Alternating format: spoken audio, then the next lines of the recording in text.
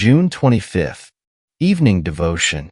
After this I beheld, and lo, a great multitude, which no man could number, of all nations and kindreds and people and tongues, stood before the throne and before the Lamb, clothed with white robes and palms in their hands, and cried with a loud voice, saying, Salvation to our God which sits upon the throne and unto the Lamb. Revelation 7 verses 9 to 10.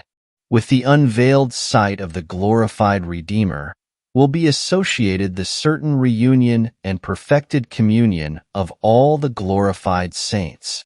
We are far from placing this feature of glory in an obscure distance of our picture of heavenly happiness. A source of so much pure and hallowed enjoyment now, surely will not be wanting nor be more limited hereafter.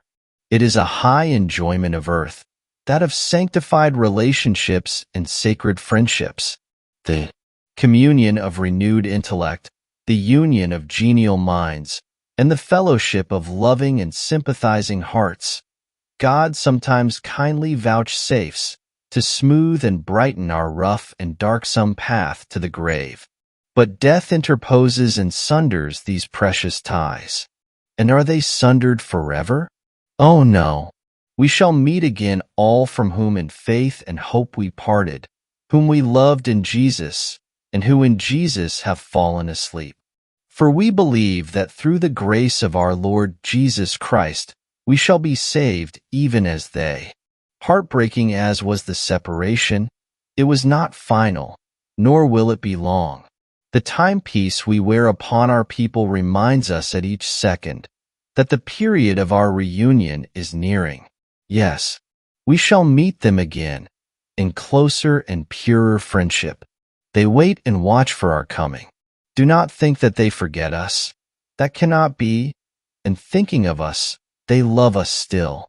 The affection they cherished for us here death did not chill. They bore that affection with them from the earthly to the heavenly home. And now, purified and expanded, it glows with an intensity unknown, unfelt before. Heavenly thought is immortal. Holy love never dies. Meeting, we shall know them again. And knowing, we shall rush into their warm embrace and sever from them, never. I would not have you to be ignorant, brethren, concerning those who are asleep, that you sorrow not, even as others which have no hope. For if Ace believe that Jesus died and rose again, even so them also which sleep in Jesus will God bring with him.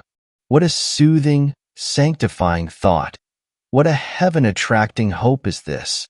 In our anticipations of the coming glory, we must not overlook the glorified body of the saints. The first resurrection will give back this vile body, so changed that it shall be fashioned like unto Christ's glorious body.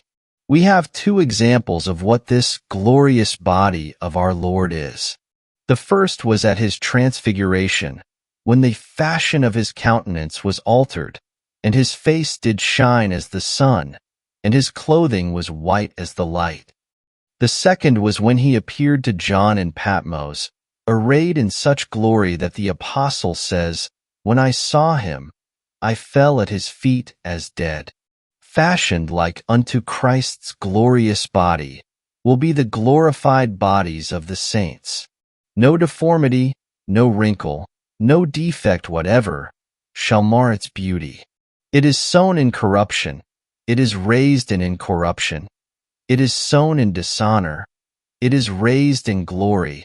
It is sown in weakness. It is raised in power. It is sown a natural body. It is raised a spiritual body. And as we have borne the image of the earthly, we shall also bear the image of the heavenly. We shall be like him, for we shall see him as he is.